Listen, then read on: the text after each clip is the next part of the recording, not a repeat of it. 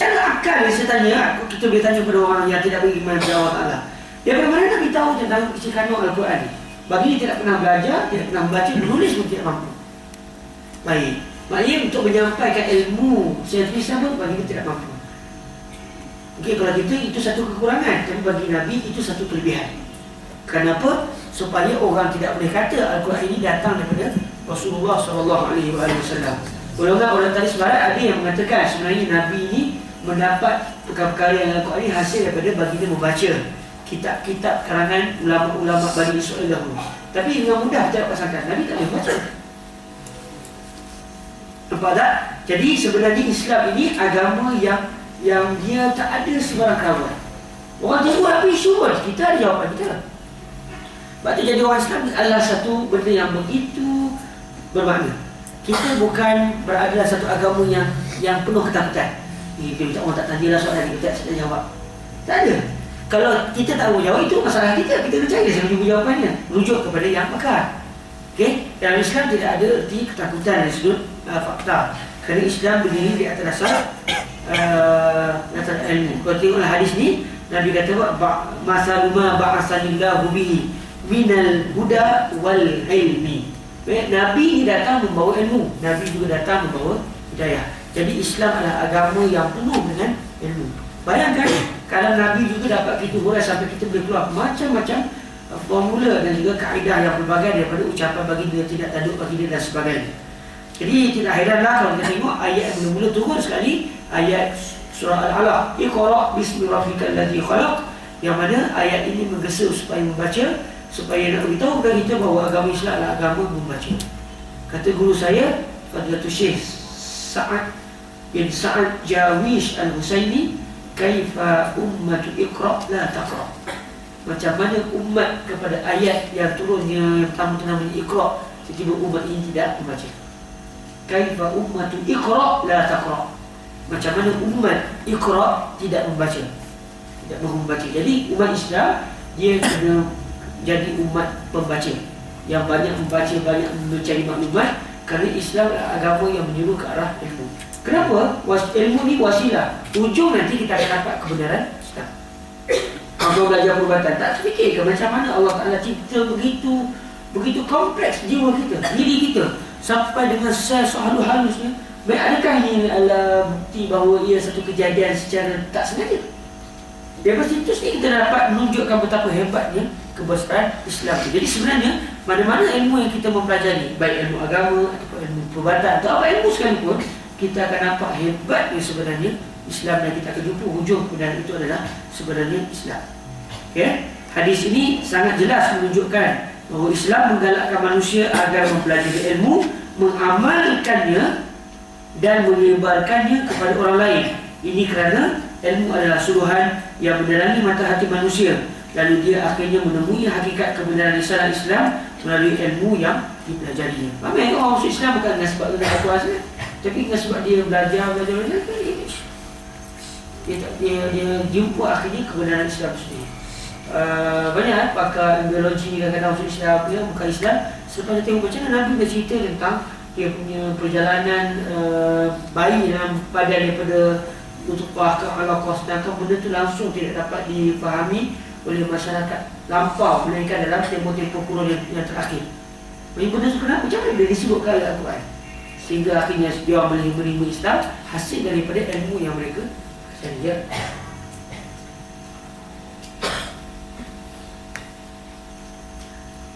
Pada Kristian pun ambil masuk Islam sebab baca Taurah. Sebab dia baca Taurah, dia kata betul ke Taurah ni. Akhirnya dia timbul syak wasaka tentang Taurah sendiri. Banyak kan orang yang ditugaskan untuk mencari kelemahan Islam, akhirnya dia sendiri yang menerima Islam. Tujuan jahat asal, tapi dia ikhlas nak lawan tu. Tapi berdasarkan akal dia ikhlas nak cari, nak mempertahankan Kristian dia.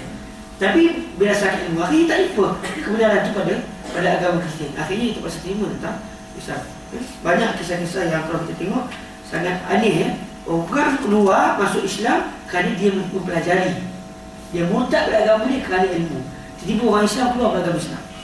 Sebab ilmu ke? Tak, sebab cinta, kasih, kawan. Sebab kalau kita tengok orang masuk Islam kerana ilmu. Akhirnya dia tinggal Islam, dia tinggal agama asal dia, kerana dia jumpa kebenaran itu pada Islam. Jadi bila orang Islam dia keluar dari agama Islam, kita tanya sebab apa? Awak buat kajian? Tak. Sebab apa? Saya suka kat itu.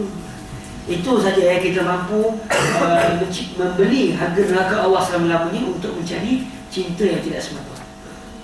Itu beza ya, beza kita dengan mereka. Satu benda ya, perhatian rahmati Allah. Aku tu dah cerita pasal ni.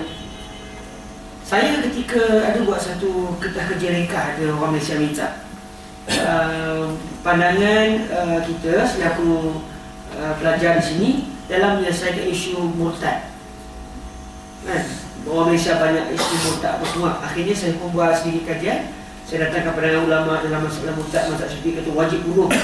Dalam mazhab Abu Hanifah kata kalau orang perempuan murtad tak boleh kena bunuh. Budak-budak kecil murtad tak boleh kena bunuh. Orang lelaki murtad kena bunuh. Ada ulama kata orang murtad ni tak dijatuhkan bunuh sama sekali. Dia sebaliknya diminta untuk bertaubat. Kalau tidak dia akan mati. Macam tu ya. Dia hukuman dia di akhirat. Dia bincang-bincang. Saya buat satu konklusi. Hari ini sudah sampai masanya kena berlaku perdebatan agama. Kalau kita nak menangkan isu murtad ni, kita nak dapat supaya isu murtad ni dapat dilaksanakan atau hukuman murtad ni dapat dilaksanakan Malaysia, kita kena sampai ke tahap perdebatan di antara agama. Sebab konklusi mudah ni kan, seseorang tidak akan dapat menerima untuk dikeluarkan daripada kebenaran. Pak, orang tu dah elok dalam kebenaran, akal yang waras boleh terima tak kalau kita berusaha nak keluarkan dia daripada kebenaran? Akal yang waras, sama ada orang Muslim ke bukan Muslim ke, dia akan kata orang tu dah elok dalam kebenaran, kenapa nak dikeluarkan? Jadi orang yang mengeluarkan seorang dari kebenaran, orang yang mengeluarkan semua berhak untuk mendapat tindakan. Nah, cuma kita khilaf dengan mereka, di manakah kebenaran tersebut?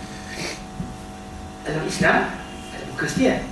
Kalau kita kata kebenaran itu dalam Kristian, orang yang keluar dari agama Kristian, usaha menarik keluar dari agama Kristian itu salah, sebab kita mengeluarkan orang yang telah berada dalam kebenaran.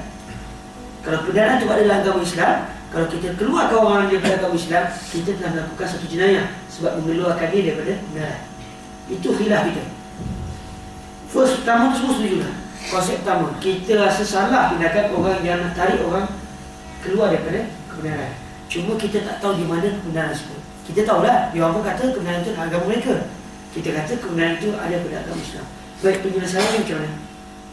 Dengan kita buat perdebatan. Dan sebagai seorang Muslim, kita begitu optimis bahawa kebenaran itu adalah Islam. Dan kalau perdebatan itu dilaksanakan dengan baik, kita akan jumpa setakat perdebatan itu akan terbukti bahawa kebenaran itu pada agama Islam.